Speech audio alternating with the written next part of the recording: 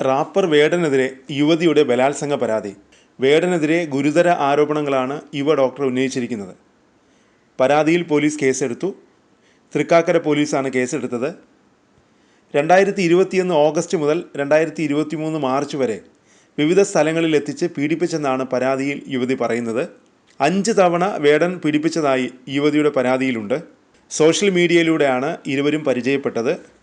കോഴിക്കോടും കൊച്ചിയിലും ഏലൂരും വെച്ച് പീഡിപ്പിച്ചെന്നും യുവതി മൊഴി നൽകിയിട്ടുണ്ട്. കോഴിക്കോട്ടെ ഫ്ലാറ്റിലെത്തിയാണ് ആദ്യം പീഡിപ്പിച്ചത്. പിന്നീടാണ് വിവിധ സ്ഥലങ്ങളിലെത്തിച്ച് പീഡിപ്പിച്ചത്. ഇക്കാര്യങ്ങൾ അറിയാവുന്ന സുഹൃത്തുക്കളുടെ പേരും യുവതിയുടെ മൊഴിയിലുണ്ട്. 2023 ജൂലൈ മുതൽ ഒഴിവാക്കി. വിളിച്ചാൽ ഫോൺ എടുക്കാതായി. മാനസികമായി പിന്മാറ്റം തകർത്തു. ഡിപ്രഷനിലെത്തി. യുവതിയുടെ മൊഴിയിൽ പറയുന്നു. പലപ്പോഴായി 31,000 രൂപ വേടന് നൽകിയിട്ടുണ്ടെന്നും യുവതി ആരോപിക്കുന്നു. ഇതിൻ്റെ വിവരങ്ങളും യുവതി പോലീസിന് നൽകിയിട്ടുണ്ട്. IPC 376(2) വകുപ്പ് അനുസരിച്ചാണ് കേസെടുത്തിരിക്കുന്നത്. പ്രണയം നടിച്ച് ബലാത്സംഗം ചെയ്ത ശേഷം പിന്നീട് ഒഴിവാക്കിയെന്നാണ് യുവതിയുടെ മൊഴി. പോലീസ് യുവതിയുടെ വിശദമായ മൊഴി രേഖപ്പെടുത്തി. തുടർന്നാണ് FIR രജിസ്റ്റർ ചെയ്തത്.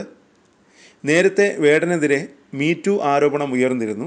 അതിനിടെ പരാതിയിൽ പ്രതികരണവുമായി വേടൻ രംഗത്ത് വന്നു. തന്നെ അപകീർത്തിപ്പെടുത്തുക എന്ന ലക്ഷ്യത്തോടെയാണ് പുതിയ പരാതിയെന്നും നിയമപരമായി മുന്നോട്ട് പോകുമെന്നും വേടൻ പറഞ്ഞു. മുൻകൂർ ജാമ്യാപേക്ഷ നൽകും. ഉടൻ ഹൈക്കോടതിയെ സമീപിക്കും. തന്നെ വേട്ടയാടുകയാണ്. ആസൂത്രിത നീക്കത്തിന് തെളിവുണ്ടെന്നും വേടൻ പറഞ്ഞു.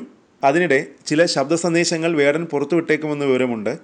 വേടനെ ഭീഷണിപ്പെടുത്തുന്ന ശബ്ദ സന്ദേശമാണെന്നാണ് സൂചന.